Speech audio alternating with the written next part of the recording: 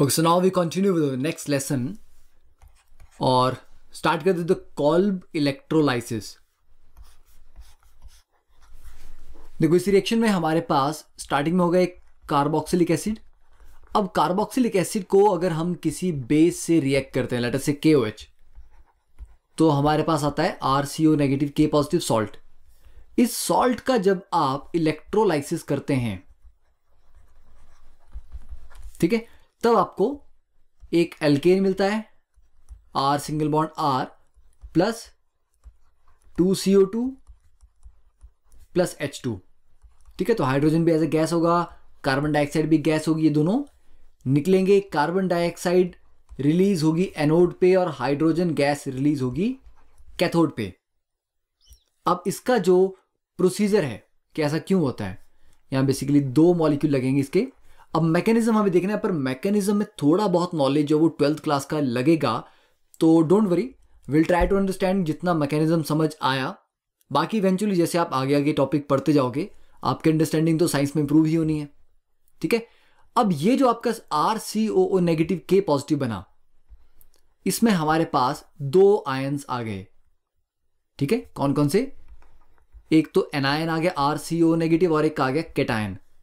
अब अगर हम बात करें कि एनोड और कैथोड पे क्या हुआ, तो एनोड पे कैसा चार्ज होता है? एनोड पे होता है पॉजिटिव चार्ज। तो पॉजिटिव चार्ज की तरफ कौन से आयन जाएंगे? Negative ion. तो ये जो RCOO नेगेटिव है, इसमें O नेगेटिव में क्या है? ऑक्सीजन के पास नॉर्मली वैलेंस इलेक्ट्रॉन होते हैं 6, नेगेटिव का मतलब हो गया अब 7 हो गए। तो 2 4 6 और ये 7। ठीक है, तो ये नेगेटिव चार्ज। अब इसमें एनोड पे ऑक्सीडेशन होती है, तो ऑक्सीडेशन में क्या होगा? Loss of electron. ठीक है, तो दो इसके हम एनायन ले लेते हैं, तो ये 2 RCO। अब ऑक्सीजन ने अपने पास जो एक एक्स्ट्रा इलेक्ट्रॉन पड़ा हुआ था वो छोड़ दिया। ठीक है ना, ऑक्सीजन के पास यहां पर कितने इलेक्ट्रॉन थे? 7। यहां पर कितने रह गए अब टोटल? 6। तो ये आ गया एक ऑड इलेक्ट्रॉन। अब नेक्स्ट केस में क्या होगा? ये जो ऑड इलेक्ट्रॉन है, ठीक है, हम इसी को ड्रॉ करेंगे, बाकी दो लोन पेयर नहीं। अब यहां से R और C के बीच में ये जो दो इलेक्ट्रॉन यहां पे होंगे, एक इलेक्ट्रॉन टूट के यहां आ जाएगा और दूसरा इलेक्ट्रॉन ऑक्सीजन की तरफ से, तो यहां पर एक और बॉन्ड बन जाएगा और ये दूसरा इलेक्ट्रॉन जो था बॉन्ड का, वो R के पास चला जाएगा। ऐसे दो हमारे पास स्पीशीज थी, तो 2 R रेडिकल प्लस 2 CO2 निकल गई यहां पे। अब ये जो 2 R रेडिकल थे, ये आपस में कंबाइन करके, R पे भी एक इलेक्ट्रॉन है, इस R पे भी एक इलेक्ट्रॉन है, तो ये मिलके क्या बना देंगे? R single bond R। तो ये बन गया हमारा फाइनली अल्केन। तो अगर सिंपली देखा जाए तो करना क्या है आपको? जिस कार्बोक्सिलिक एसिड से स्टार्ट करना है, उसका जो अल्काइल वाला पार्ट है, R वाला पार्ट, उसको ही रेप्लिकेट कर देना, डबल कर देना है। ठीक है, और 2 कार्बन डाइऑक्साइड निकली हैं और वो एनोड पे निकली, ये भी आपको याद रहेगा। अब कैथोड पे क्या होता है और क्या नहीं होता? कैथोड पे जाएगा तो K पॉजिटिव, पर K पॉजिटिव जाके रिड्यूस होके पोटेशियम मेटल नहीं बनेगा, वह वाटर का रिएक्शन हो जाएगा। तो वाटर के रिएक्शन की वजह से कैथोड पे हाइड्रोजन गैस रिलीज होती है। एंड इंटरेस्टिंगली, हाइड्रोजन गैस का 1 मोल बनता है और कार्बन डाइऑक्साइड के 2 मोल बनते हैं। ठीक है, तो ये आपको यहां पे याद रखना है कि इस पूरे प्रोसेस में कार्बन डाइऑक्साइड के बेसिकली 2 मोल रिलीज हो रहे हैं, पर H2 का सिर्फ 1। तो न्यूमेरिकल भी इसके ऊपर प्लान किया जा सकता है कि अगर एक पर्टिकुलर कॉल्ब इलेक्ट्रोलाइसिस में इतनी वॉल्यूम ऑफ हाइड्रोजन गैस निकली, तो उतनी वॉल्यूम से आप कार्बन डाइऑक्साइड को रिलेट कर लो कि उतनी वॉल्यूम में कितने मोल थे, तो कार्बन डाइऑक्साइड के कितने मोल आएंगे। ठीक है, अब सिमिलरली ये वाला जो कॉल्ब इलेक्ट्रोलाइसिस है, ये एल्कीन और एल्काइन में भी हम पढ़ेंगे, तो वहां पर भी आपको ये सेम जो कॉन्सेप्ट है वो अप्लाई करना है। ठीक है, अब इसके ऊपर देखते हैं ये छोटा सा प्रॉब्लम। अगर शॉर्टकट से मुझे करना हो, ये RCOH है, तो मेरे पास ये वाला जो R ग्रुप है, मुझे इसको डबल कर देना है, that will be the answer. Okay, तो फर्स्ट केस में क्या होगा, कार्बोक्सिलिक एसिड KOH के साथ बनाएगा सॉल्ट, तो यहां बनेगा COO नेगेटिव K पॉजिटिव, और फाइनली इलेक्ट्रोलाइसिस के बाद जो B बना दैट इज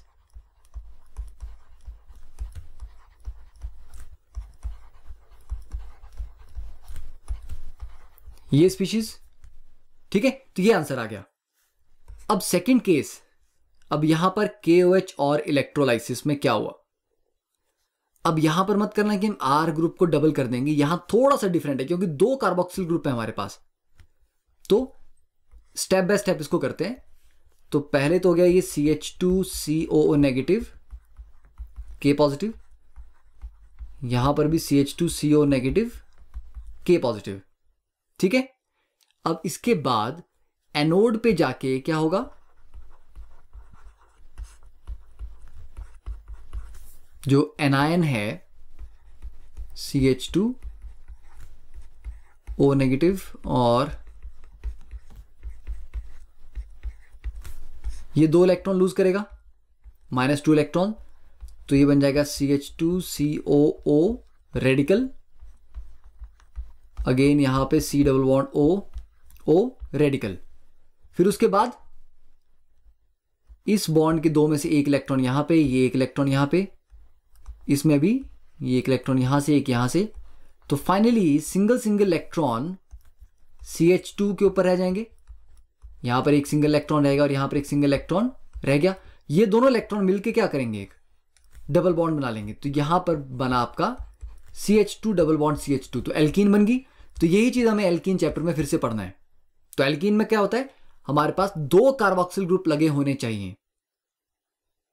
ओके, अब एल्काइन भी आप बना सकते हो, यहां पर CH2 सिंगल बॉन्ड CH2 की जगह अगर already CH double bond CH होता तो एक और बॉन्ड बन जाता, फिर वो ट्रिपल बॉन्ड बन जाता।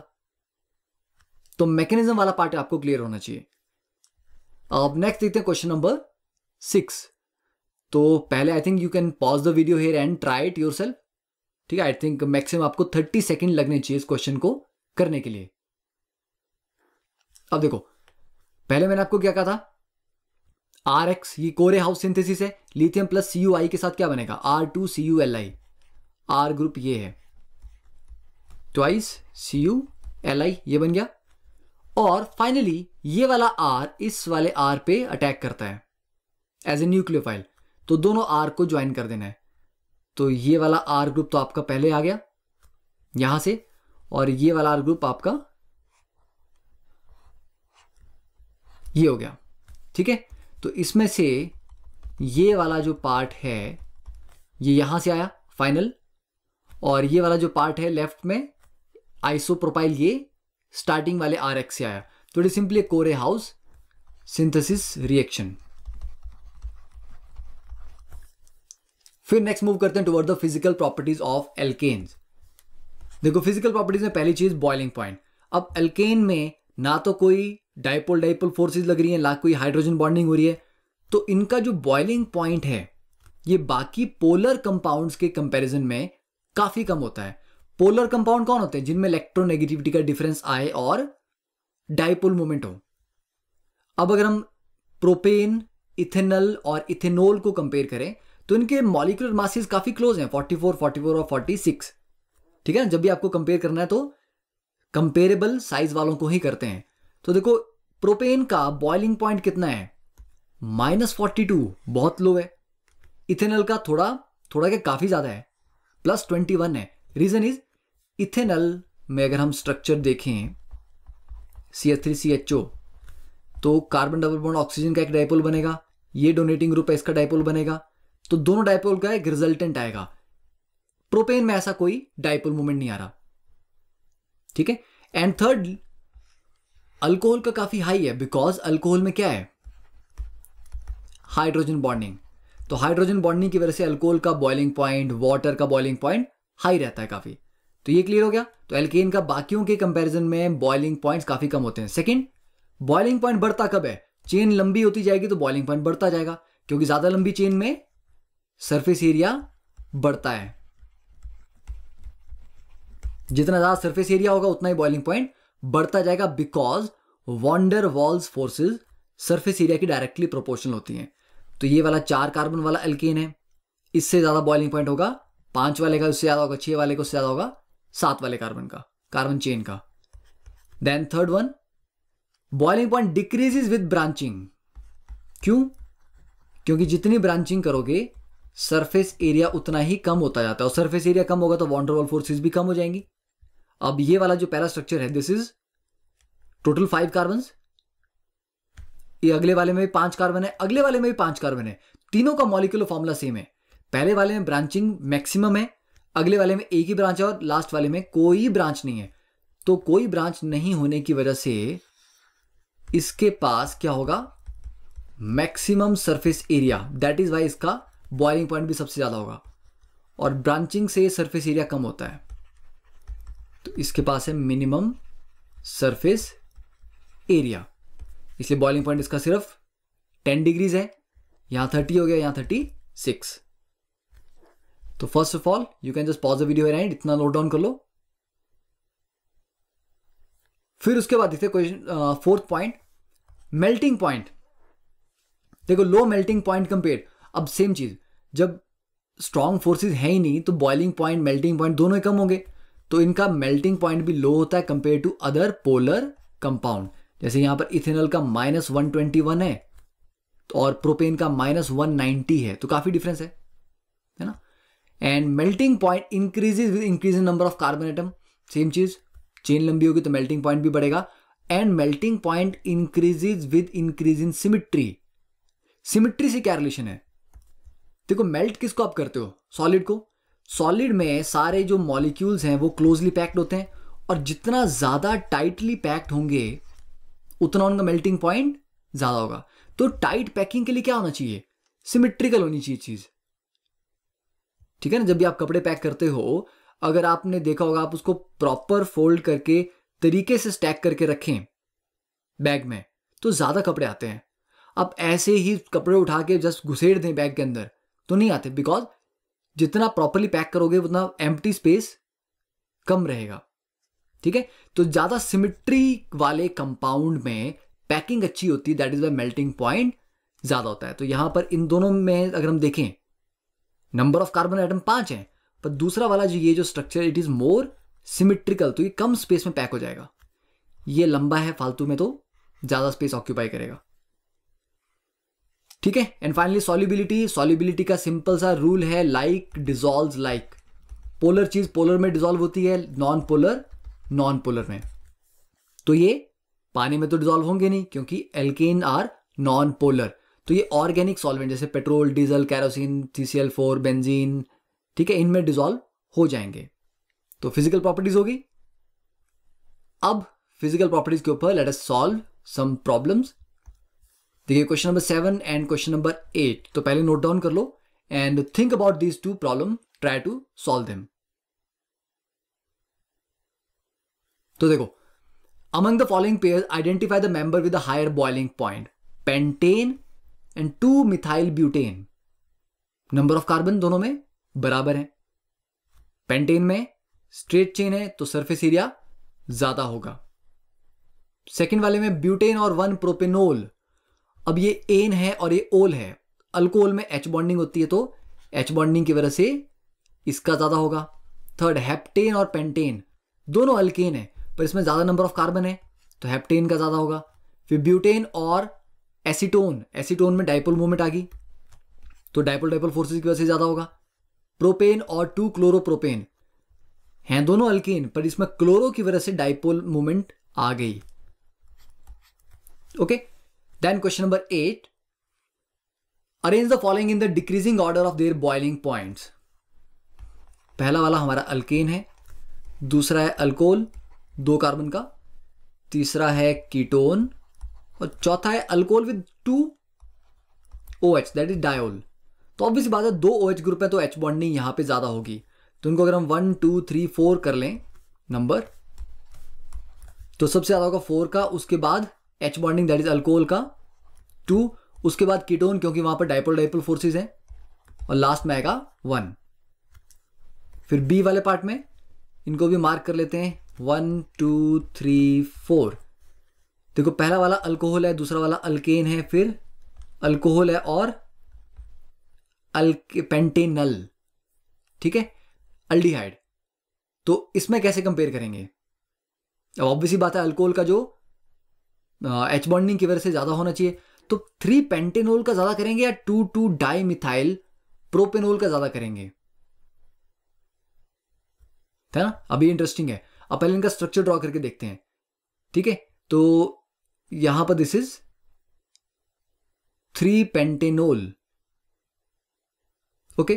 तो 3 पेंटेनोल इज 1 2 3 4 5 और ये आ गया OH एंड 2 डाइमिथाइल प्रोपेनोल,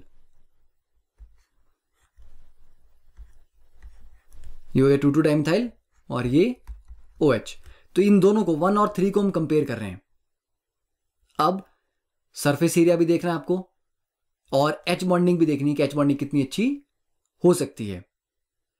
तो बेसिकली ये वाला जो केस है 2 डाइमिथाइल प्रोपेनोल में नंबर ऑफ ब्रांचेस तो ज्यादा हैं, तो हमें लग रहा है सरफेस एरिया कम है, पर जो OH ग्रुप है वो बिल्कुल कॉर्नर में है। कॉर्नर में होने की वजह से वो एच बॉन्डिंग इजीली कर पाएगा, ठीक है। पर जबकि पहले वाले केस में क्या है, OH बीच में है, तो इसकी एच बॉन्डिंग उतनी अच्छे से नहीं हो पाएगी आसपास के मॉलिक्यूल्स के साथ। तो इस वजह से थर्ड वाला हायर बॉइलिंग होगा फर्स्ट वाले से, तो 3 फिर उसके बाद 1 आएगा, ठीक है ना। और इन सबसे हाई क्या होगा? अल्कोहल में ये होगा 3 और 1, फिर उसके बाद अल दैट इज 4, उसके बाद 2, ठीक है, n pentanal. Now next question, n butyl alcohol, secondary butyl alcohol और tertiary butyl alcohol. N butyl means 4 carbon straight chain alcohol, sec butyl means 4 carbon की चेन, सेकेंडरी कार्बन ये 2 हैं, इनमें से किसी एक पे लगा दो, और टर्ड ब्यूटाइल ये। अब यहां पे सिंपल है, बहुत लंबी चेन नहीं है, तो यहां पर ब्रांचिंग वाला जो कॉन्सेप्ट है वो सिंपल आ जाएगा। स्ट्रेट चेन था, ये थोड़ी ब्रांचिंग थी, ये थोड़ी और ब्रांचिंग, तो ये हाईएस्ट बॉइलिंग पॉइंट, फिर ये सेकंड वाला उससे कम और थर्ड वाला उससे भी कम। तो इस पर जितने प्रैक्टिस करोगे उतना अच्छा है। तो आई थिंक के एनसीईआरटी के जो सॉल्व्ड एग्जांपल हैं और एक्सरसाइज की जो प्रॉब्लम होंगी वो आपने इस टॉपिक के बाद, इस लेक्चर के बाद डेफिनेटली सॉल्व कर लेनी है एनसीईआरटी की एक्सरसाइज, ठीक है। अब नेक्स्ट मूव करते हैं टुवर्ड द केमिकल प्रॉपर्टीज या केमिकल रिएक्शंस ऑफ एल्केन। तो एल्केन के जो रिएक्शंस हैं मेनली दे आर, जो सबसे इंपॉर्टेंट है, they are free radical substitution reaction. Free radical वाले रिएक्शन जनरली चेन रिएक्शन होते हैं, मतलब एक बार चेन स्टार्ट हुई तो लगातार होता ही जाएगा। और चेन रिएक्शन 3 स्टेप में चलते हैं। चेन इनिशिएट होती है, फिर वो प्रोपेगेट होती है और फिर लास्ट में जाके वो टर्मिनेट होती है, ठीक है। अब इसका एक बहुत इंपॉर्टेंट जो एग्जाम्पल बनता है that is a halogenation reaction. तो सिंपल कोई अल्केन ले लेते हैं RH, इसकी मान लो हमने हेलोजिनेशन करनी है, कोई भी हेलोजन ले लो, Cl2Br2I2, ठीक है, F2 भी ले सकते हैं। अब इसको हेलोजिनेशन करने के बाद क्या होगा, हाइड्रोजन हटा के हम X लगा लेंगे प्लस HX TA। अब यहां पे हो सकता है लाइट की जरूरत पड़े या हो सकता है हीट की जरूरत पड़े, डिपेंडिंग अपॉन कि आप क्लोरिनेशन करवा रहे हो या ब्रोमिनेशन करवा रहे हो, ठीक है। तो इसका एग्जांपल क्या है, जैसे कि CH4 प्लस Cl2, ये सनलाइट की प्रेजेंस में होता है रिएक्शन, एक H हटेगा और Cl लग गया, ये इसका फर्स्ट स्टेप है। आगे भी स्टेप्स होते हैं, तो इसका मैकेनिज्म हम स्टडी करेंगे। तो देखिए पहला step is a chain initiation. Initiation वाले स्टेप में क्या होता है, यहां पर फ्री रेडिकल इज जनरेटेड, क्योंकि मैकेनिज्म तो फ्री रेडिकल का है। तो इनिशिएशन वाले स्टेप में फ्री रेडिकल हम जनरेट करते हैं। कैसे? जैसे कि आपके पास हेलोजन है X2, तो इसको सनलाइट या हीट करके हम तोड़ते हैं 2x रेडिकल्स में। तो क्योंकि हम इसको हीट कर रहे हैं, एनर्जी सप्लाई कर रहे हैं, तो इनिशिएशन वाला स्टेप हमेशा एंडोथर्मिक होता है। रेडिकल जनरेट हो गए। अब सेकंड स्टेप हो गया चेन प्रोपेगेशन का। अब ये जो रेडिकल जनरेट हुए हैं ये आगे जाके अटैक करेंगे और चेन को आगे प्रोपेगेट करवाएंगे। देखो अब हमारे पास था आर एच के साथ ये एक्स रेडिकल अटैक करता है एंड आर और एच का जो बॉन्ड था, एच अपना एक इलेक्ट्रॉन लेके निकलेगा, एक्स के साथ कंबाइन कर जाएगा और दूसरा इलेक्ट्रॉन आर पे रह जाएगा, तो बनेगा ये R radical plus H X. ये पहला स्टेप हुआ। अगले स्टेप में ये आर रेडिकल एक और x2 पे अटैक करेगा अब, और x दोनों अलग अलग हो जाएंगे, एक अपना इलेक्ट्रॉन लेके और ये दूसरा इलेक्ट्रॉन ये दूसरे के पास, तो r और x मिलके बन गया Rx और एक और x रेडिकल जनरेट हो गया। ठीक है, अब एक बार इसको देख लो क्या हुआ। नाउ अब प्रोपेगेशन में आपने स्टार्ट क्या किया था, एक्स रेडिकल को यूज किया था पहले स्टेप में, और अगले स्टेप में फिर से एक्स रेडिकल जनरेट हो गया, तो ये फिर से दोबारा इसी तरह फर्स्ट स्टेप की तरह एक और आर एच पे अटैक करेगा, फिर अगले स्टेप में फिर जनरेट होगा, फिर अटैक करेगा। तो ये चलता ही रहता है, ये जनरेट होता है फिर कंज्यूम होता है, फिर जनरेट होता है फिर कंज्यूम होता है, तो that is what is called chain reaction. तो ये चेन प्रोपेगेट करती रहती है। नाउ अब इसमें एक डाउट आना चाहिए आपको, आई होप कि आपको आ रहा होगा वो डाउट कि सर अगर हमें अल्टीमेटली आर एक्स ही बनाना है तो इस पहले वाले स्टेप में, ठीक है, जो पहले वाला स्टेप था, H क्यों कंबाइन किया X के साथ, R ही कर जाता और H रेडिकल जनरेट कर देते हम, तो क्या प्रॉब्लम थी, है ना? ऐसा क्यों नहीं हुआ कि जो RH था प्लस X रेडिकल ये RX ही बन गया पहले वाले में और H रेडिकल जनरेट हो गया? ये क्यों नहीं हुआ? इसका रीजन है किसी भी ऑर्गेनिक के रिएक्शन में अगर कोई मैकेनिज्म में आप बोल रहे कि एक स्टेप हो रहा है और बाकी स्टेप नहीं हो रहे, इट मींस कि एनर्जी का डिफरेंस है। ये वाला जो स्टेप था हो गया बिकॉज इसकी एनर्जी रिक्वायरमेंट लोअर थी। इस वाले स्टेप की एनर्जी रिक्वायरमेंट एक्चुअली रियलिटी में हायर होती है, इसलिए हाई एनर्जी वाला मैकेनिज्म नहीं होता प्रेफर। मैकेनिज्म वो चलेगा जिसकी एनर्जी की डिमांड सबसे कम है, ठीक है?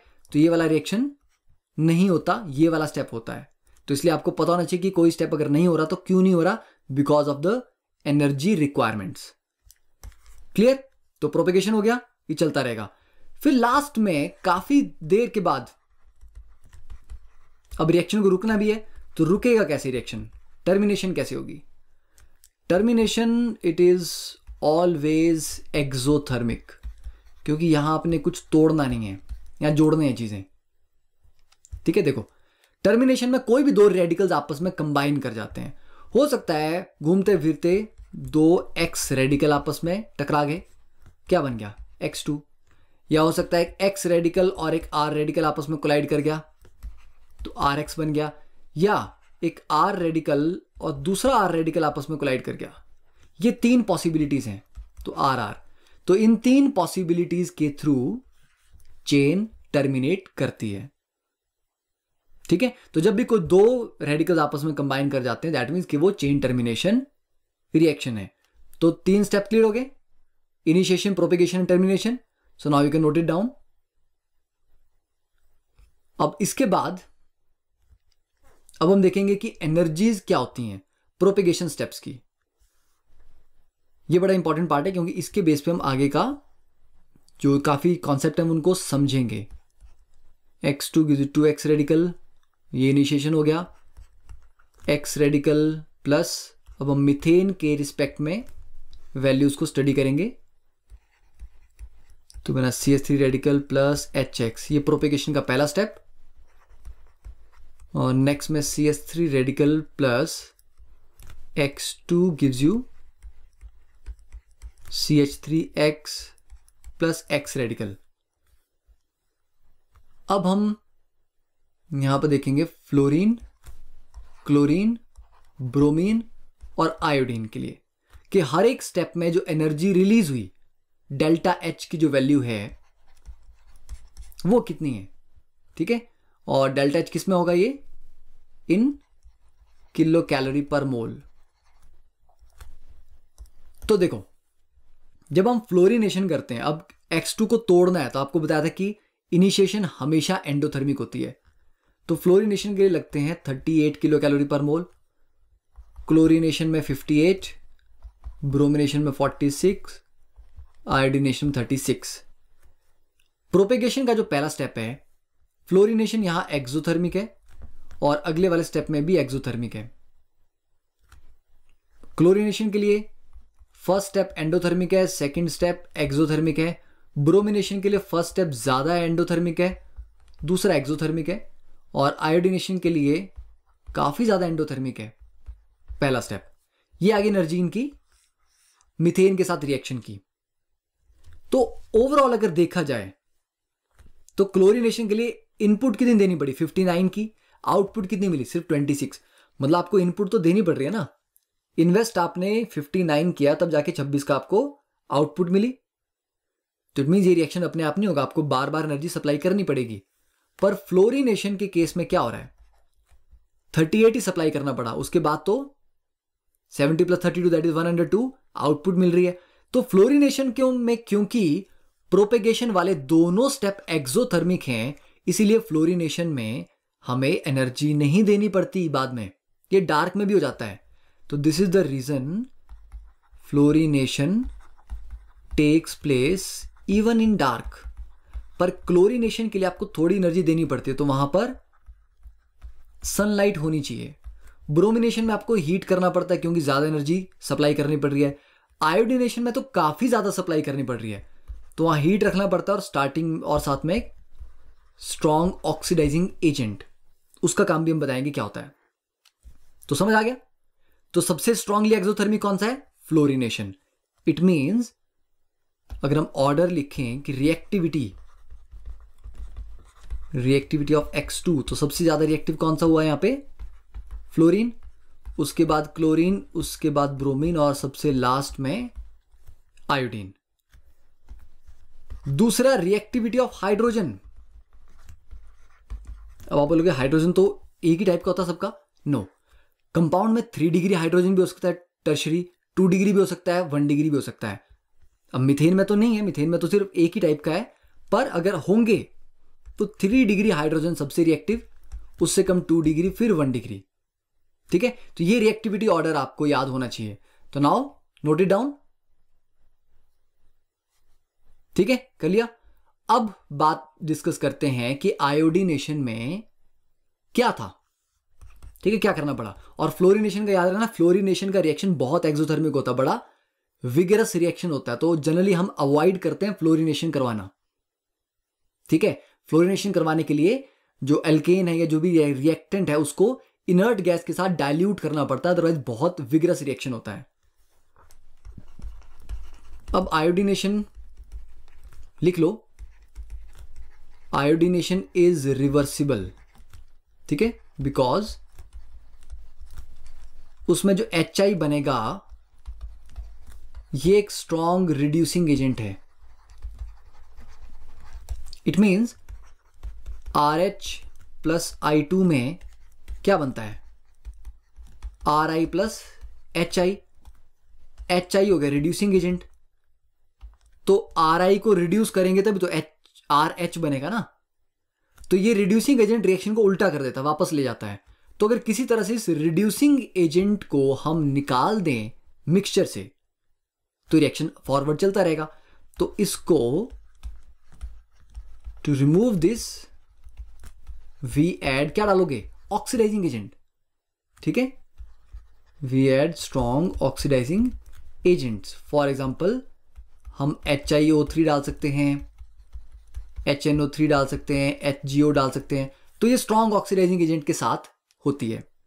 ओके, उनके रिएक्शन देखो, 5HI + HiO3 gives you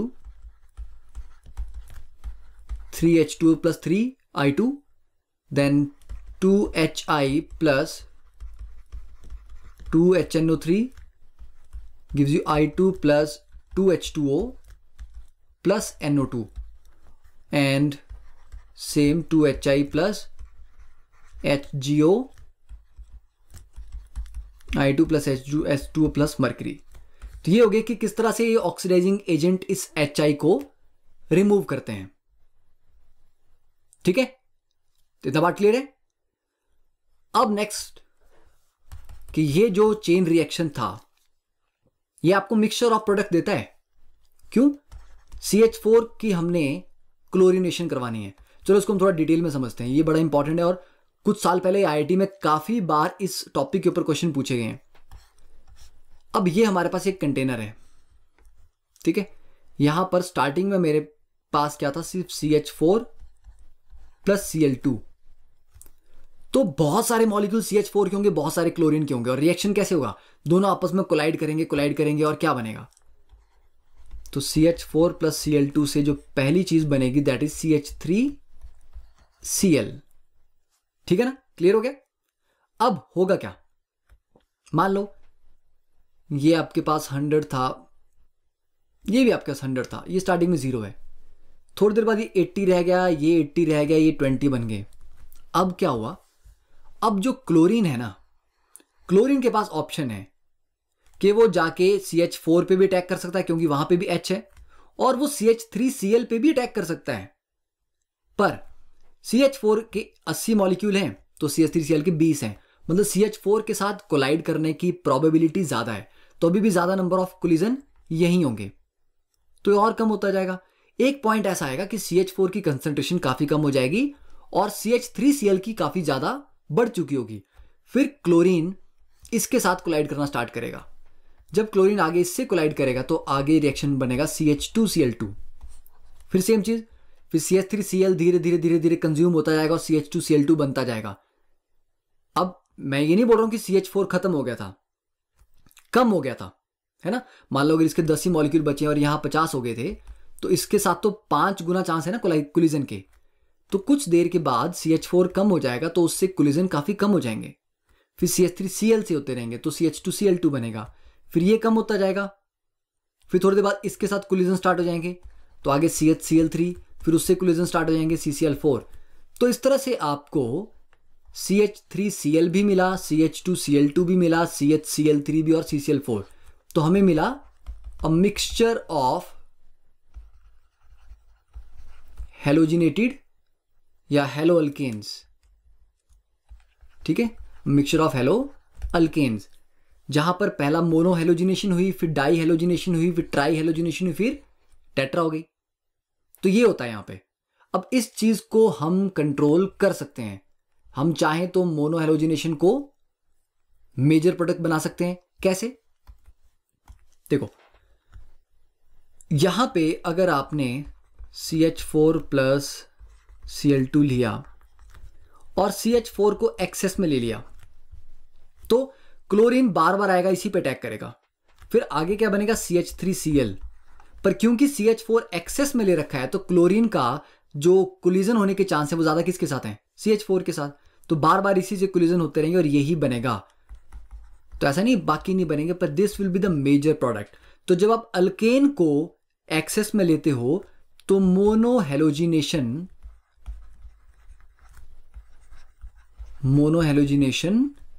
he major product देती है। उल्टा अब ऐसा करो, Cl2 को एक्सेस में ले लो, अब क्या होगा, Cl2 एक्सेस में ये इतनी ज्यादा है, ये पहले CH4 से अटैक करते करते करते करते CH3Cl, फिर CH4 को खत्म करेगा, अभी एक्सेस में तो पड़ा हुआ है, अभी CH3Cl से करता रहेगा, फिर आगे करता रहेगा, आगे करता रहेगा, तो क्लोरीन तब तक अटैक करता रहेगा जब तक के सारे हाइड्रोजन रिप्लेस नहीं हो जाते। ठीक है, तो जब आप हेलोजन को एक्सेस में लेते हो तो पॉलीहेलोजिनेटेड जो प्रोडक्ट है वो मेजर प्रोडक्ट होता है। ये दो केसेस होते हैं जो आपको याद होने भी चाहिए और आपको समझ भी आनी चाहिए कि क्या हुआ। ओके, तो इतना क्लियर है। अब नेक्स्ट हम डिस्कस करेंगे कि इस रिएक्शन को मान लो अब आपने इनिशिएट करना था, ठीक है ना, तो हमने तो सीधा बोल दिया कि सनलाइट की प्रेजेंस में कर दिया, हीट करके कर दिया, हो गया। पर उसके अलावा भी हमारे पास कुछ इनिशिएटर्स होते हैं जो इनिशिएट करने में हेल्प करते हैं। ओके, तो इनिशिएटर का काम क्या है, to initiate the chain reaction, that is to generate the free radical. तो बड़े कॉमन जो इनिशिएटर्स हैं दैट इज, एक तो है परऑक्साइड ROOR, ठीक है, जहां पर ऑक्सीजन सिंगल बॉन्ड ऑक्सीजन होता है। ये सनलाइट या हीट की प्रेजेंस में टूट जाता है, क्योंकि जो परऑक्सी लिंक है ऑक्सीजन सिंगल बॉन्ड ऑक्सीजन, ये बड़ा वीक होता है, तो ये टूटेगा, दोनों ऑक्सीजन को एक एक इलेक्ट्रॉन मिलेंगे, तो ये बनेंगे 2 RO रेडिकल। ओके, ये RO रेडिकल आगे फिर रिएक्शन को इनिशिएट करने में हेल्प करता है। तो एक इनिशिएटर तो ये आ गया, और इसी तरह से परऑक्सी कंपाउंड एक और हो सकता है हमारे पास, RCOO single bond O COR, ठीक है, ये है परऑक्सी एस्टर्स। तो इसको भी HNu या हीट की प्रेजेंस में जो परऑक्सी बॉन्ड है ये टूट जाएगा, तो 2RCOO रेडिकल, और उसके बाद ये बॉन्ड यहां, ये एक इलेक्ट्रॉन यहां से यहां, ये इलेक्ट्रॉन यहां पे दूसरा वाला, तो ये क्या होगा, फर्दर CO2 टूट जाएगा और ये 2R रेडिकल जनरेट कर सकता है। तो मतलब आगे ये पॉसिबिलिटी है, तो इस स्टेप पे भी हो सकता है और ये आगे भी जा सकता है, ठीक है। ये होगी इनिशिएटर्स। फिर एक और टर्म आती है इनहिबिटर्स। मान लो आपने रिएक्शन स्टार्ट तो कर दिया, आपको लग रहा है कि रोकना है इसको, खुद तो वो बहुत देर के बाद रुकेगा, पर आपको उससे पहले रोकना है। तो कोई भी रिएक्शन सब्सटेंस जो रिएक्शन को, चेन रिएक्शन को स्लो डाउन करे या स्टॉप कर दे, उसको बोलते हैं चेन इनहिबिटर्स। तो जो अल्केन वाला रिएक्शन है, for R radicals O2 acts as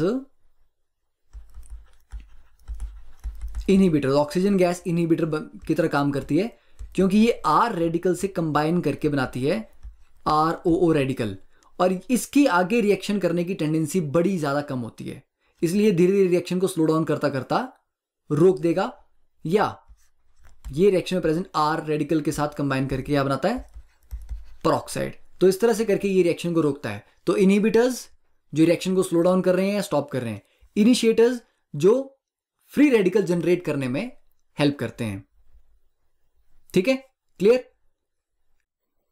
तो next is the reactivity selectivity principle. अब क्लोरीनेशन और ब्रोमिनेशन जो फ्री रेडिकल अटैक है, वहां पर हमने करना क्या है, एक हाइड्रोजन को हटा के उसकी जगह पर हेलोजन को अटैच करना है, ठीक है। अब देखते हैं कि डिफरेंट कंपाउंड्स में अगर हम क्लोरीनेशन करवाएं या ब्रोमिनेशन करवाएं तो जो परसेंटेज ऑफ प्रोडक्ट है वो कैसे डिफर करता है। अब ये सिंपल प्रोपेन में अगर हम 1 डिग्री हाइड्रोजन काउंट करें तो कितना है, ये 1 डिग्री कार्बन है, ये वाला 1 डिग्री कार्बन है, तो टोटल 6 हाइड्रोजन है 1 डिग्री, और 2 डिग्री हाइड्रोजन कितनी है, ये बीच वाली 2। तो क्लोरीनेशन कहां कहां पर हो सकती है। अब देखो, ये लेफ्ट वाले 1 डिग्री कार्बन पे अटैक करे या राइट वाले पे करें, दोनों सिमेट्रिकल है, ठीक है, दोनों में से किसी एक पे भी क्लोरीन लग जाए बात बराबर है। तो ये एक अटैक हो गया 1 डिग्री वाले हाइड्रोजन पे, और मिडिल में जो 2 डिग्री कार्बन है उसको एब्स्ट्रैक्ट करेगा अगर क्लोरीन, तो ये प्रोडक्ट आएगा। अब इन दोनों की परसेंटेज मैं आपको बताता हूं, दिस इज फॉर्म्ड 55% और ये बनता है 45%। तो यहां तो आपको लग रहा होगा कि ठीक है, दोनों ऑलमोस्ट बराबर बराबर से बन रहे हैं, ठीक है, तो रफली बराबर बराबर अटैक होता है, ठीक है। अब ट्विस्ट कहां पे आता है स्टोरी में, जब हम ब्रोमिनेशन की बात करते हैं, तो सेम मॉलिक्यूल की जब आप ब्रोमिनेशन करवाते हो, then this particular is 97% and this is only 3%। तो ब्रोमिनेशन में ऐसा क्या बदल गया कि क्लोरीनेशन में जो ऑलमोस्ट बराबर बराबर बन रहे थे, ब्रोमिनेशन में there is a stark difference. Okay, अब ये सिर्फ इसी मॉलिक्यूल में नहीं है। अब सेकंड अगर हम स्ट्रक्चर देखें, दिस वन, अब यहां पे 1 डिग्री हाइड्रोजन कितनी है, 3 6 9, और 2 डिग्री हाइड्रोजन दैट इज 0, और 3 डिग्री हाइड्रोजन कितनी है, 1 है। अब इसके लिए क्लोरीनेशन में देखो, एक बार 1 डिग्री हाइड्रोजन पे अटैक हो जाएगा, एक बार 3 डिग्री पे हो जाएगा। तो ये वाला पहला जो कंपाउंड है ये 1 डिग्री हाइड्रोजन पे अटैक वाला है, और इसकी परसेंटेज आती है 64 एक्सपेरिमेंटल, दिस वन 36। ठीक है, आपको याद नहीं करना है, जस्ट मैं एक्सप्लेन करूंगा कि कैसे हम ये परसेंटेज कैलकुलेट कर सकते हैं। और यहां पे ब्रोमिनेशन अगर 1 डिग्री पे अटैक हो तो इट इज ओनली ट्रेस, मतलब फ्रैक्शन, पॉइंट समथिंग समथिंग में होगा, and this is greater than 99%। ठीक है, ये होता है रिएक्टिविटी सिलेक्टिविटी प्रिंसिपल। तो पहले तो उसको नोट डाउन कर लो। अब देखो, अगर हम बात करें कि ऐसा क्यों हो रहा है, तो यहां से एक ट्रेंड हम समझ सकते हैं कि ब्रोमीन की प्रेफरेंस किसकी तरफ है। देखो 97% ज्यादा आया, क्यों? क्योंकि 2 डिग्री वाले पे अटैक हुआ। और इस वाले केस में क्या हुआ, 3 डिग्री वाले पे बहुत ज्यादा अटैक हुआ। मतलब ब्रोमीन जनरली ट्राई करता है कि वो 2 डिग्री पे जाए। अगर 2 डिग्री अवेलेबल है, 3 अवेलेबल है, तो वो 3 डिग्री पे जाने की ट्राई करेगा। मतलब उसकी प्रेफरेंस है कि 3 डिग्री मिल गया तो बाकी सब छोड़ देगा, 3 डिग्री पे ही अटैक करेगा। पर क्लोरीन के लिए ऐसा नहीं है, जो मिला उस पर अटैक कर दिया। 1 डिग्री मिला 1 डिग्री पे कर दिया, 2 डिग्री पे कर दिया। ठीक है, that is called reactivity selectivity. के मीन क्लोरीन इतना रिएक्टिव है, वो देखता नहीं कि किस पे अटैक करना है, कि 1 डिग्री है या 2 डिग्री या 3 डिग्री। वो बोलता है जो आ रहा है आने दो। But bromine is selective in its reaction, कि कहां पे मुझे अटैक करना है, मुझे 1 डिग्री पे जाना है या 2 डिग्री पे या 3 डिग्री पे। तो ये डिफरेंस आता है दोनों में। अब इसको हम कैसे कैलकुलेट करते हैं? ठीक है, देखो, अब जब भी कोई रिएक्शन होगा तो रिएक्शन में होना क्या है, दो चीजों के बीच में कोलिजन होंगे। इफेक्टिव कोलिजन होने के लिए प्रॉपर ओरिएंटेशन होना चाहिए, प्रॉपर एनर्जी होना चाहिए, तो वो सारे कुछ फैक्टर्स हैं। पर अगर हम क्लोरीनेशन और ब्रोमिनेशन में देखें कि 1 डिग्री 2 डिग्री और 3 डिग्री हाइड्रोजन को एब्स्ट्रैक्ट करने के, मतलब उनसे रिएक्ट करने की टेंडेंसी कितनी है, तो क्लोरीनेशन में 1 डिग्री पे अटैक करने की प्रोबेबिलिटी 1 है। 2 डिग्री हाइड्रोजन को रिमूव करने की या उससे रिएक्ट करने की प्रोबेबिलिटी 3.8 है, और 3 डिग्री के साथ 5। तो मतलब बड़ा डिफरेंस नहीं है। मतलब 3 डिग्री से रिएक्शन 1 डिग्री के कंपैरिजन में 5 गुना ज्यादा होगा। पर 3 डिग्री हाइड्रोजन होती भी तो कम है। जैसे ये वाला कंपाउंड है, और 3 डिग्री तो सिर्फ 1 है, पर 1 डिग्री तो वैसे 9 है ना। ठीक है, तो 1 डिग्री की प्रोबेबिलिटी कितनी है, 1, पर नंबर ऑफ हाइड्रोजन कितने हैं 1 डिग्री, 9। तो आगे 9 इंटू 1। 3 डिग्री की प्रोबेबिलिटी है 5, और इस कंपाउंड में 3 डिग्री हैं कितने, 1 है, तो 5 इंटू 1। तो इस प्रोबेबिलिटी को नंबर ऑफ हाइड्रोजन से भी मल्टीप्लाई करना है। ठीक है, अब ब्रोमिनेशन के लिए ये चीज बहुत डिफरेंट है।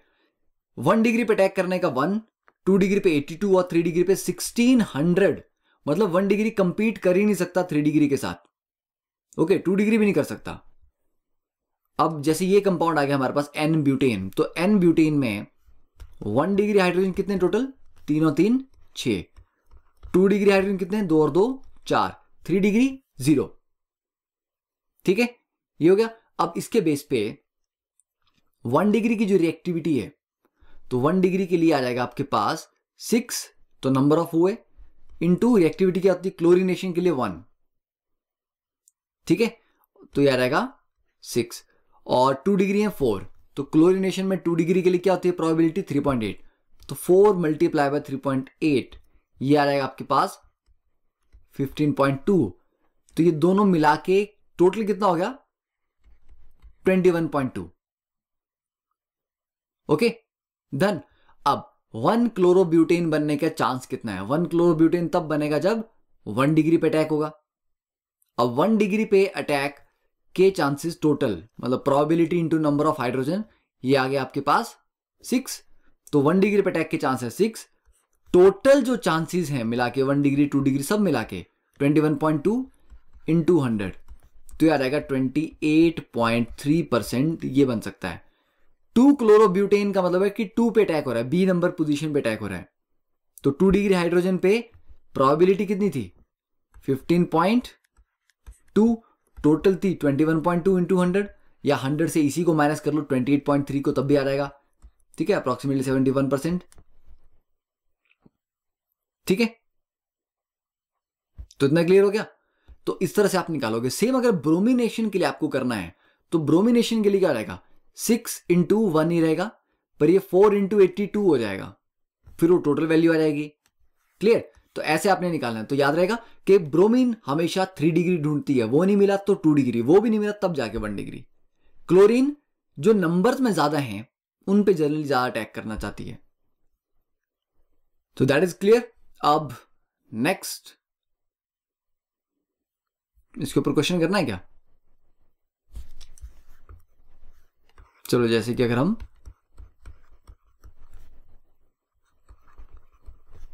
ये वाला केस ले लेते हैं, तो इसमें अगर हम क्लोरीनेशन करें और ब्रोमिनेशन करें और हमें मेजर प्रोडक्ट बनाना है बस, तो 1 डिग्री हाइड्रोजन कितने हैं? 1 डिग्री हाइड्रोजन है 9, और 2 डिग्री कितनी है? 2। 3 डिग्री कितनी है? 1। तो ब्रोमिनेशन का तो पता ही है कि 3 डिग्री पे ही अटैक करना है, तो 3 डिग्री को रिमूव करके यहां पे ये ब्रोमिनेशन हो गई। क्लोरीनेशन में क्या हो जाएगा? 1 डिग्री पे क्योंकि 9 है तो 9 इंटू 1, 2 डिग्री पे 2 है, 3.8 इंटू 2, रफली उसको 8 ले लो, और 3 डिग्री पे 1 है तो वो 5, तो तीनों ही बन जाएंगे। पर फिर भी जो मेजर प्रोडक्ट आएगा वो 1 डिग्री पे आएगा। ठीक है, अब 1 डिग्री में प्रॉब्लम है ना, ये 1 डिग्री और ये 1 डिग्री तो एक जैसे हैं, सिमेट्रिकल है, पर ये 1 डिग्री थोड़ा सा डिफरेंट है। तो इन दोनों में से फिर अटैक किस पे ज्यादा होगा, दैट इज फिर ओरिएंटेशन वाली बात आ जाएगी। तो ओरिएंटेशन को हम यहां पे डिस्कस नहीं कर पाएंगे, तो हम ये बोल देंगे यहां हमें मिक्सचर ही मिलेगा। ऐसा नहीं होगा कि एक चीज बहुत ही ज्यादा होगी। ओके, मिक्सचर ऑफ कंपाउंड्स, जहां पे 1 डिग्री पे भी अटैक हो रहा है, 2 डिग्री पे भी हो रहा है और 3 डिग्री पे भी हो रहा है। पर ब्रोमिनेशन के केस में आपको ये एक्सेस में मिलेगा, 1 डिग्री और 2 डिग्री के आसपास भी नहीं होंगे। क्लियर? अब कुछ इंटरेस्टिंग और इंपॉर्टेंट फैक्ट जो अब तक हमने पढ़ा है उसके रिगार्डिंग, ठीक है, कुछ थोड़ा सा नेक्स्ट लेवल। पहली बात, under one set of conditions about 10,000 molecules of CH3Cl are formed for every photon of light absorbed. मतलब एक फोटोन एब्जॉर्ब होता है तो कम से कम 10,000 मॉलिक्यूल बनते हैं CH3Cl के। कौन सी रिएक्शन में? CH4 plus Cl2 gives you, इस रिएक्शन में। ठीक है, पर ऐसा कैसे एक फोटोन से 10,000 कैसे? एक फोटोन से क्या होता है, एक फोटोन जब एब्जॉर्ब होगा तो Cl2 को तोड़ेगा, किसमें? 2 रेडिकल में। तो 2 रेडिकल से बन रहे हैं 10,000 मॉलिक्यूल, क्योंकि चेन रिएक्शन स्टार्ट हो जाएगा। एक बार रेडिकल जनरेट करने की बात है, फिर वो चलता रहेगा आगे। तो मतलब एक रेडिकल कम से कम 5,000 मॉलिक्यूल बनाता है, तो 2 बना रहे हैं 10,000, ये इसका मतलब हुआ। Second, the period of time. अब हमने बात की थी कि इनहिबिटर्स क्या कहते हैं, रिएक्शन को स्लो डाउन करते हैं या स्टॉप कर देते हैं। तो अगर आपने इनहिबिटर डाला तो रिएक्शन थोड़ी देर के लिए स्लो डाउन हो जाता है। तो जितने टाइम के लिए वो इनहिबिशन लास्ट करती है, मतलब रहती, रिएक्शन स्लो रहता है, उसको बोलते हैं इनहिबिशन पीरियड। इनहिबिशन पीरियड खत्म होने के बाद रिएक्शन फिर से नॉर्मली प्रोसीड करना स्टार्ट करता है। Next, CH4 plus Cl radical के लिए अगर एनर्जीज की वैल्यू देखें तो डेल्टा H है +1 किलो कैलोरी, एंडोथर्मिक है, और एक्टिवेशन एनर्जी है +4 किलो कैलोरी। एक्टिवेशन एनर्जी क्या होती है? रिएक्शन को होने के लिए एक एक्स्ट्रा अमाउंट ऑफ एनर्जी चाहिए होती है। जैसे कि ये हमारे पास एनर्जी प्रोफाइल डायग्राम है, इस एनर्जी प्रोफाइल डायग्राम में ये आपके पास रिएक्टेंट है CH4 प्लस Cl रेडिकल। अब इसको, ये आपके पास प्रोडक्ट है, इन दोनों का डिफरेंस तो 1 किलो कैलोरी है, that is the delta H। पर क्या इतना आसान है डायरेक्टली यहां से वहां पहुंच जाओगे? नहीं, जाने के लिए ये पाथ है, तो पाथ को तो क्लियर करना पड़ेगा ना। जस्ट 1 किलो कैलोरी नहीं आपको चाहिए, आपको एक्चुअली चाहिए ये 4 kilo calorie. This is called activation energy. तो ये क्लोरीन के लिए कम है। ब्रोमीन के केस में डेल्टा H तो 16 आता है, पर एक्टिवेशन एनर्जी 18 है, तो मतलब ओवरऑल एक्टिवेशन एनर्जी काफी ज्यादा है।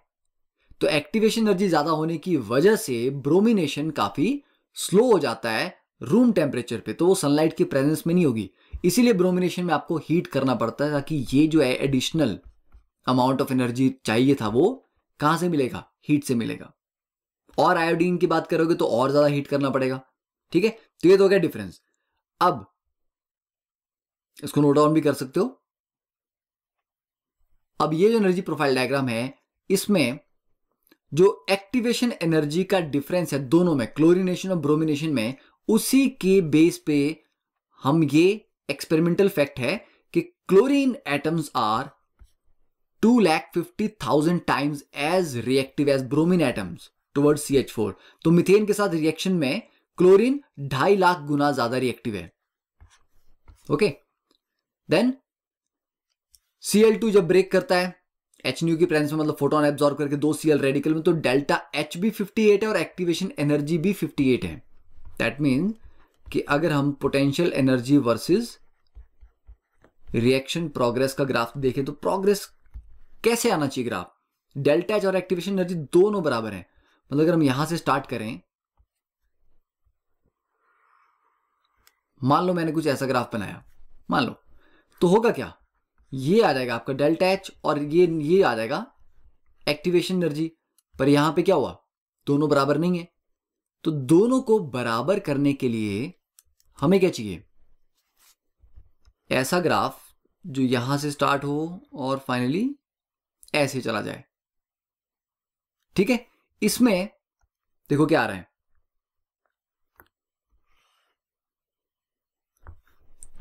ये जो हाइट है यही हमारा डेल्टा H भी है और यही हमारी एक्टिवेशन एनर्जी भी है।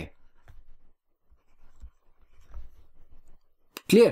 तो ये बड़ा इंटरेस्टिंग पॉइंट है कि Cl2 को तोड़ने में जो एनर्जी प्रोफाइल आती है वो डेल्टा H एक्टिवेशन एनर्जी दोनों बराबर है। इट मींस अगर उल्टा रिएक्शन देखें, 2Cl रेडिकल से अगर Cl2 बनाना हो, है ना, ऊपर से नीचे आना है, तब उसकी एक्टिवेशन एनर्जी कितनी है, 0। तो ओके, तो ये बड़ा इंटरेस्टिंग पॉइंट था कि बैकवर्ड, अगर आपको फॉरवर्ड का पता है, डेल्टा H पता है, एक्टिवेशन एनर्जी पता है, तो आप बैकवर्ड की भी एक्टिवेशन एनर्जी निकाल सकते हो। नाउ नेक्स्ट इज, ये इंपॉर्टेंट पॉइंट है, याद रखना कि जो प्रोपेगेशन के हमने 2 स्टेप पढ़े थे, उन दोनों में से पहला स्टेप जो होता है जिसमें हाइड्रोजन एटम को निकालते हैं हम, है ना, अल्केन से, that is called the rate determining step या slow step of the reaction. Rate determining step की इंपॉर्टेंस क्या है, that you will understand properly in 12th class, जब आप केमिकल काइनेटिक्स पढ़ोगे। बट आपको पता होना चाहिए कि पूरे रिएक्शन की जो स्पीड है, जो रेट है, वो इस स्टेप पे डिपेंड करता है, इसकी एनर्जीज पे डिपेंड करता है। तो जब आप एनर्जी प्रोफाइल डायग्राम देखते हो, तो जो फर्स्ट स्टेप है, जैसे मीथेन की क्लोरीनेशन कर रहे हैं, तो फर्स्ट स्टेप की जो पीक है वो ऊंची जाती है, अगले स्टेप की थोड़ी नीची। जितनी नंबर ऑफ पीक्स उतने नंबर ऑफ स्टेप्स। ठीक है, number of peaks is equal to number of steps, and highest जो पीक होती है that is the slow step या रेट डिटर्मिनिंग स्टेप। ओके, तो इसमें से हाईएस्ट पीक कौन सी है, पहले वाले स्टेप की, जहां पर हाइड्रोजन को एब्स्ट्रैक्ट कर रहे हैं। तो ये हमेशा वैलिड होगा, आप चाहे ऑर्गेनिक के लिए पढ़े, फिजिकल के लिए पढ़े, इनऑर्गेनिक के लिए, किसी भी केस में number of peaks is equal to number of steps. Highest peak is the slow step, और ये बेस लेवल से, मतलब रिएक्टेंट के लेवल से टॉप तक का जो डिफरेंस होता है that is called activation energy. तो ये हो जाएगी फर्स्ट स्टेप की एक्टिवेशन एनर्जी, और ये हो जाएगी सेकेंड स्टेप की एक्टिवेशन एनर्जी, और ये फास्ट स्टेप है। Okay, now draw it. Then next देखिए क्वेश्चन नंबर 9। अब इस केस में हमें बताना टोटल नंबर ऑफ आइसोमर्स कितने बन रहे हैं। ठीक है, टोटल नंबर ऑफ आइसोमर। तो just pause the video here, note down the question. Total number of isomer में you have to tell optical isomers भी बताने आपने। ओके, देखो अब आइसोमर कैसे गिनते हैं आप, पहले देखो number of different unique hydrogen कितनी है। ये 3 हाइड्रोजन ले लो या ये 3 ले लो, दोनों एक जैसी हैं, सिमेट्रिकल हैं, तो इन दोनों में अटैक एक ही बार माना जाएगा। तो ये एक हो गया, ये दूसरी पोजीशन होगी, ये तीसरी पोजीशन, और ये फोर्थ पोजीशन। तो 4 तो डायरेक्टली स्ट्रक्चरल ही बन रहे हैं। अब इसको अगर हम शॉर्ट में लें 1, ठीक है, ये हो गया। एक बार यहां पे हमने क्लोरीन लगा ली, फिर सेकेंड वाली पोजीशन पे लगा ली, फिर इस पोजीशन पे लगा ली, और फिर इस लास्ट। तो 4 तो डायरेक्टली आ गए। अब इन चारों को आपको फर्दर स्टडी करना है कि क्या इनमें ऑप्टिकल आइसोमरिज्म, मतलब एनैंशियोमर्स वगैरह कुछ हो सकते हैं। पहले वाले केस में क्या कोई कायरल कार्बन है, है क्या ये वाला? नहीं। ये वाला? यस, क्योंकि एक मिथाइल है, एक CH2Cl है, एक H होगा और एक इथाइल। This is chiral. इस वाले केस में दो सेम हो गए, नहीं ये वाला भी नहीं, ये वाला भी नहीं। यहां पे भी इस कार्बन पे दो सेम है, इस कार्बन पे एक Cl है, एक मिथाइल है, एक आइसोप्रोपाइल और एक H, तो ये भी कायरल है। इसमें भी कोई कायरल नहीं है, तो ये दो कायरल है। इट मीन ये जो एक है इसका एक और होगा, है ना। मान लो अगर ये आपका R है तो इसका एक S वाला भी होगा, जैसे ये वाला भी एक R है तो एक S होगा। तो ये दो होंगे, 3 4 5 6, तो टोटल 6 आइसोमर्स बनेंगे आपके, इंक्लूडिंग ऑप्टिकल आइसोमर्स। तो इस तरह से काउंट करने होते हैं। नेक्स्ट अगर हम बात करते हैं नाइट्रेशन। नाइट्रेशन देखो, ये सारे सारे रट्टे मारने वाले रिएक्शन है, इनका कोई मैकेनिज्म वाला काम नहीं है और कॉम्पिटिटिव में भी इसकी कोई वैल्यू नहीं है। जस्ट ऐसे कि हाँ आपको रिएक्शन है दिए हुए सिलेबस में तो पढ़ने हैं। नाइट्रेशन का मतलब है कि नाइट्रो ग्रुप इंट्रोड्यूस करना है, तो H हटा के नाइट्रो लगा दिया, दैट इज कॉल्ड नाइट्रेशन। कैसे होती है? HNO3 के साथ हीट करते हैं। It's a free radical mechanism based. Clear? कोई इस पे एग्जांपल ज्यादा डिटेल जाने की जरूरत नहीं है। Second is sulphonation.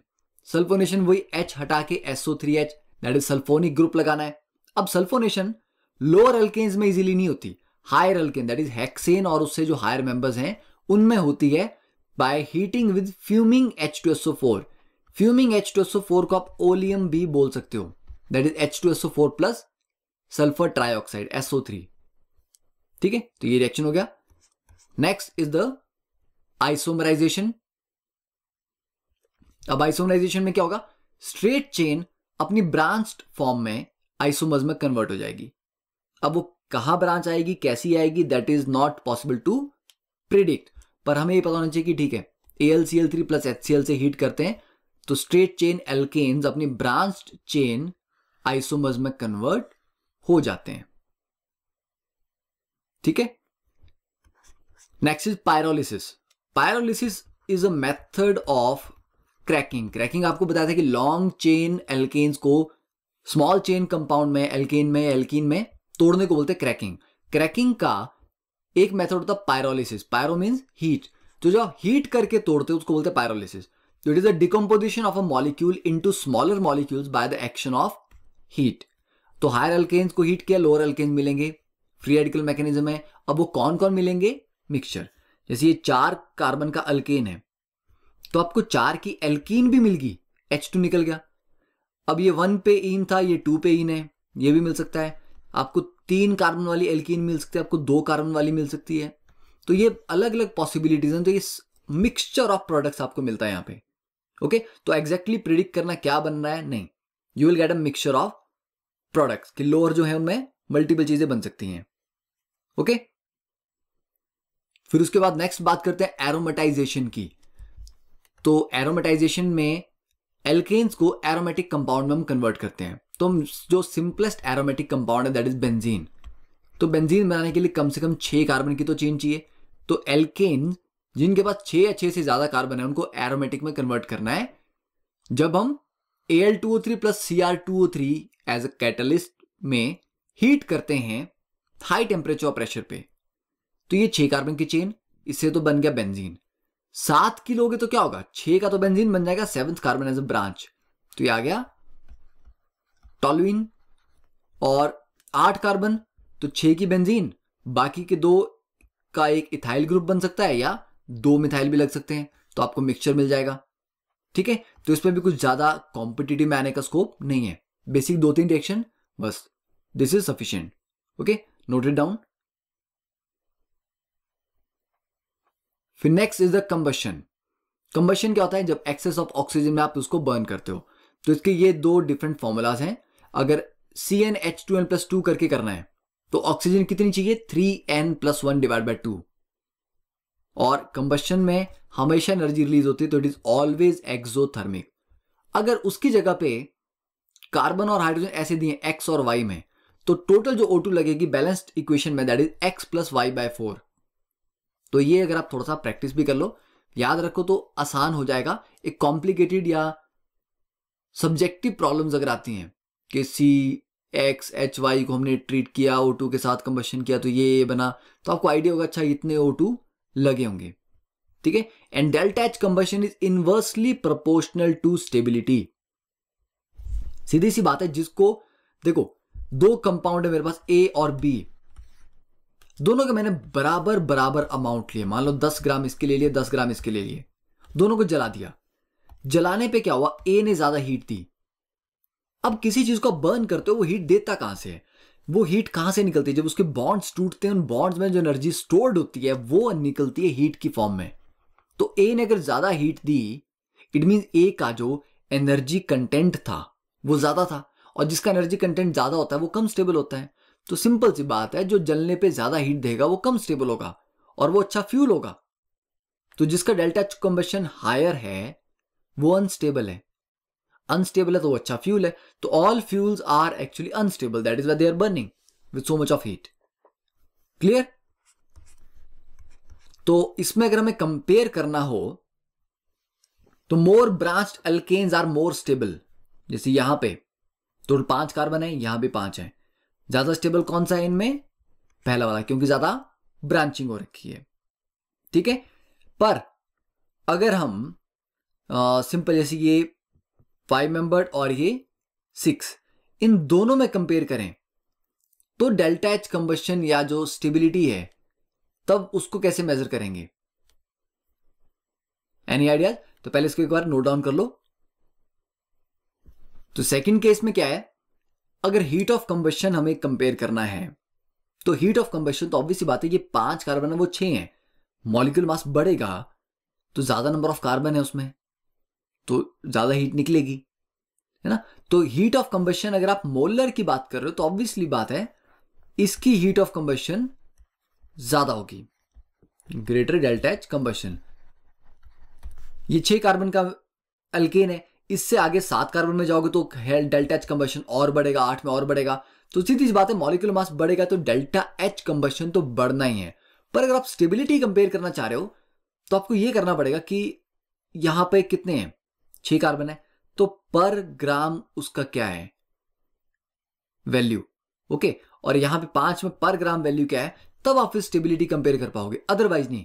क्योंकि जब नंबर ऑफ कार्बन वेरी कर गए फिर स्टेबिलिटी कंपेयर करने का कोई लॉजिक नहीं है डेल्टा H के साथ। पहले वाले केस में क्यों किया, क्योंकि नंबर ऑफ कार्बन बराबर थे, ओके। सिमिलरली अब ये 3 मेंबर्ड रिंग है, 4 मेंबर्ड रिंग है, 5 मेंबर्ड रिंग है, तो 3 मेंबर्ड रिंग में ज्यादा स्ट्रेन होता है, तो स्ट्रेन की वजह से अनस्टेबल होगा, तो इसका डेल्टा H कंबशन क्या होगा इस ऑर्डर में। तो जितना अनस्टेबल उतना ही ज्यादा उसका डेल्टा H कंबशन की वैल्यू। तो I think that completes the theoretical part. तो नेक्स्ट क्लास में we will be starting with the problem practice, और काफी प्रॉब्लम्स हम करने वाले हैं। तो अगर आपको प्रैक्टिस पहले करनी है तो you can just pause the video here, note down the question up to 12। Next is note down the question number 13, 14 and 15। उसके बाद question number 16 and 17, then question number 18, 19, then question number 20 and 21, फिर question number 22, 23, then 24 and 25,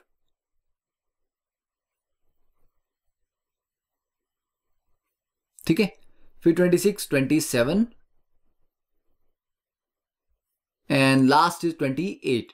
तो इतने question हम next अब session में discuss करेंगे, ठीक है। तो be prepared, come with your doubts, जो भी होगा जो सारा डिस्कशन में वो क्लियर आपको हो जाएगा।